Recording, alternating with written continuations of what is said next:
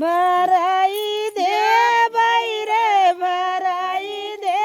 बाई रे झीलचं पाणी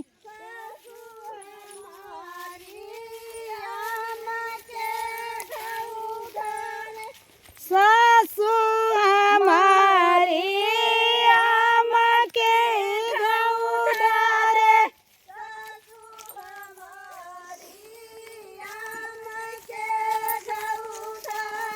सासू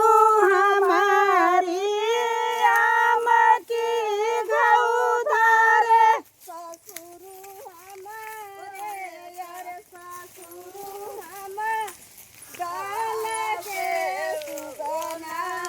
ससुर